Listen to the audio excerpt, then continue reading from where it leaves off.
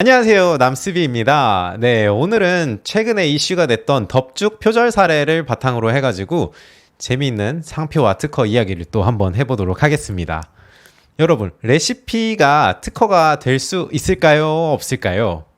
일단 정답부터 먼저 한번 말씀드리면 레시피는 특허가 될 수 있습니다. 그런데 지금 우리 사연의 주인공 골목식당에서 프로그램을 진행을 하면서 덥죽이라는 메뉴를 뭐 3개월 동안 개발을 하셔가지고 이제 골목식당 통해서 유명해지고 했는데, 이거를 모르는 사람이 레시피를 가져다 쓰고 이름도 가져다 쓰고 그 사람 몰래 상표 등록 출원까지 해버린 거예요. 그래서 이런 케이스에 대해서 저희는 이제 특허적인 입장하고 상표적인 입장 다 고민을 해서 한번 말씀을 드려보도록 할게요. 먼저 레시피를 특허를 받을 수 있다고 제가 말씀드렸잖아요. 그러면 이 레시피를 어떻게 특허를 받을 수 있을 것인가? 기존에 제 영상을 보셨던 분들이라면 생각해 보실 수 있을 것 같은데요. 뭐냐면 신규성 그리고 진보성이 있어야 됩니다. 예전에 설명해 드렸던 것처럼 이제 신규성이란 기존에 없던 거를 개발을 해야 돼요. 레시피가 예전에 없었던 레시피를 내가 새로 만들었다. 그리고 이 레시피가 진보성이 있어야 되니까 기존 레시피보다 훨씬 좋다, 이거를 입증을 해야 됩니다. 그래서 지금 사연 같은 경우에는 TV에서 어느 정도 레시피가 공개가 됐던 것 같아요. 제가 골목식당 프로그램을 정확히 보지는 않았는데, 일단 TV를 통해서 내가 만든 레시피가 공개가 됐다면 일단 본인이 만든 경우에는 1년 이내에는 신규성을 인정을 해주거든요.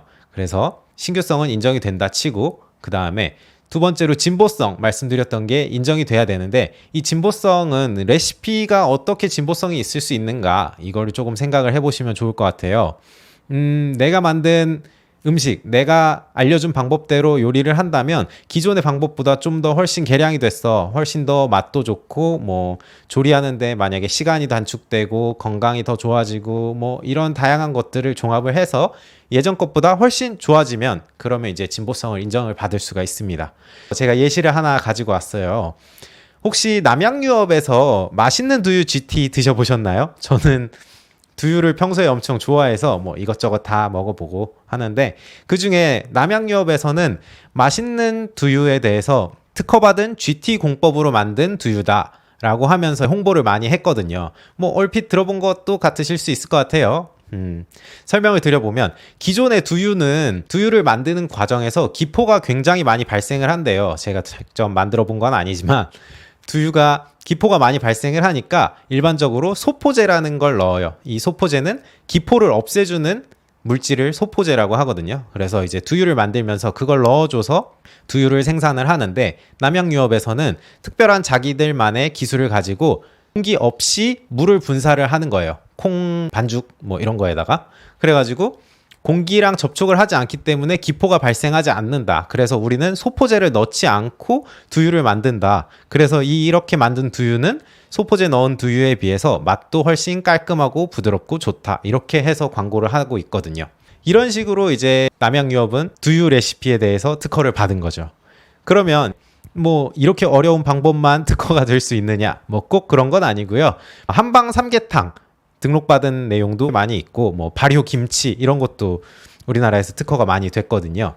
이런 것들에 대해서 특허를 받을 수는 있지만 정세한 사장님들께서 잘 받지는 않으시는 것 같아요. 사실 생업에 바쁘신데 또 별도의 비용까지 들여가면서 특허를 내는 것도 조금 부담스럽고, 만약에 특허를 낸다고 하더라도 이 특허가 정말 얼마나 효용성이 있을까, 사실 그것도 조금 고민이 되실 것 같고요. 실질적으로 가장 큰 문제는 특허로 등록을 받게 되면 나의 모든 레시피를 공개를 해야 되거든요. 특허는 새로운 걸, 내가 좋은 걸 개발했을 때 공개하는 걸 전제로 해서 나만 쓸 수 있도록 해준다, 이거라서. 근데 사람들이 공개된 걸 보고서 이 사람이 소금을 몇 그램을 넣었고 후추를 몇 그램을 넣었고 이걸 다 여기다 써놨네? 그럼 나는 이거 보고 따라 해야지. 이런 경우가 발생을 할 수 있는 거예요. 근데 영세한 사장님들 입장에서 이렇게 나의 소중한 레시피를 특허를 통해서 공개를 해버렸는데, 다른 사람이 무단으로 그걸 쓰고 있을 경우에 그거를 알아차리기가 조금 쉽지는 않은 것 같아요. 그래서 레시피를 특허로 받았을 때 그런 문제가 조금 생길 수가 있는 거죠. 그렇다면 정녕 우리 골목식당 사연의 주인공은 보호를 받을 수 없을 것인가? 뭐 물론 레시피가 저작권의 등록 대상도 아니에요. 그렇기 때문에 조금 어렵기는 한데요. 이런 경우에 간접적으로 상표를 통해서 조금 등록을 받을 수 있는 방법이 있어요. 이제 레시피 자체를 등록받는 건 아니고 간접적으로 보호를 할 수 있는 방법인데, 오늘은 특허에 대해서 열심히 알아봤으니까 여기까지 하고요. 다음 시간에 상표에 대한 이야기, 우리의 덥죽 사연에 대해서 상표로 어떻게 보호를 하면 좋을 것인가, 그리고 권리 없는 그 사람은 왜 덥죽을 상표로 출원을 했는가, 이거를 한번 같이 알아보면 좋을 것 같아요. 2탄이 궁금하시다면 여러분 구독과 좋아요를 꼭 눌러주시고요. 지금까지 시청해주셔서 정말 감사합니다. 그러면 안녕. 2탄도 금방 올 거예요.